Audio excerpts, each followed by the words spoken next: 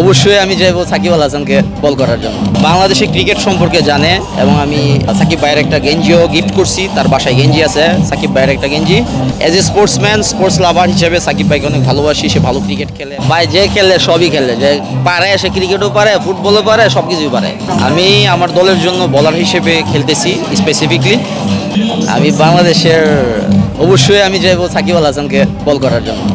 ভাই রাত নাই দিন নাই, দুনিয়ার যেই প্রান্তেই থাকি না কেন, নিজের দেশের খেলা ক্রিকেট খেলা তো এটা মিস করা যাবে না। অবশ্যই দেখি সাকিব আল হাসান। বাংলাদেশে ক্রিকেট সম্পর্কে জানে এবং আমি সাকিব ভাইয়ের একটা গেঞ্জিও গিফট করছি, তার বাসায় গেঞ্জি আছে সাকিব ভাইয়ের একটা গেঞ্জি।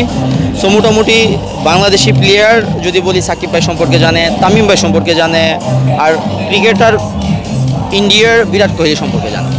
এটা বলতে পারবো আমার দলের মধ্যে সবচেয়ে বাজে প্লেয়ার আমি ছাড়া সবাই ভালো। অবশ্যই খেলে আজ পর্যন্ত দেখছেন কেউ মাঠে নামছে হারার উদ্দেশ্যে? অবশ্যই নামবো জিতার উদ্দেশ্য, জিততেই হবে, চেষ্টা করে যাব। অ্যাজ এ স্পোর্টসম্যান, স্পোর্টস লাভার হিসেবে সাকিব ভাইকে অনেক ভালোবাসি। সে ভালো ক্রিকেট খেলে এবং আমার বাংলাদেশের ক্রিকেটের জন্য সে অনেক কিছু দিয়েছেন, অনেক ডেডিকেশন, লটস অফ ওয়ার্ক।